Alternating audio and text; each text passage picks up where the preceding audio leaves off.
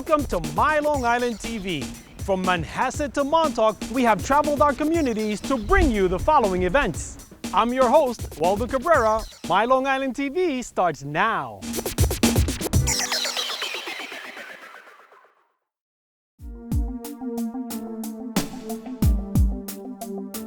My name is Dr. Matt Lewis, and I practice clinical nutrition in Plainview. What we've been doing over the last 10 years or so is putting people on different dietary programs. A lot of people that we find have gluten sensitivity. So the average time from inception of the disease until diagnosis is 10 years.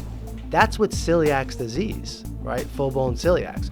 That has nothing to do with gluten disorders, like a gluten sensitivity. So those people are rarely, if ever, going to be identified unless they seek out some kind of nutritional counseling and they do what's called an elimination provocation diet. The way I started was, and I would say for most people it takes quite a while, it was probably a year process of me coming off of it, especially not having celiac, but just having what I believe is a gluten sensitivity.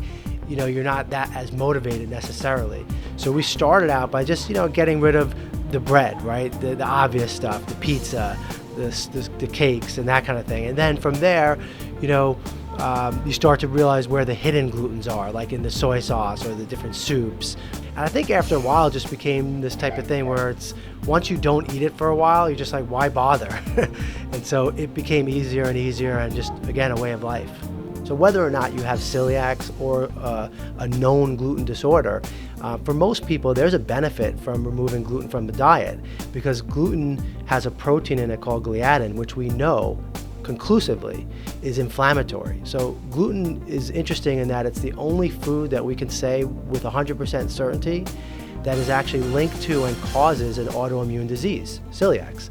So if that food can cause an autoimmune condition in a susceptible person, what could it do to the average person? So being off it, many people are doing that and finding success.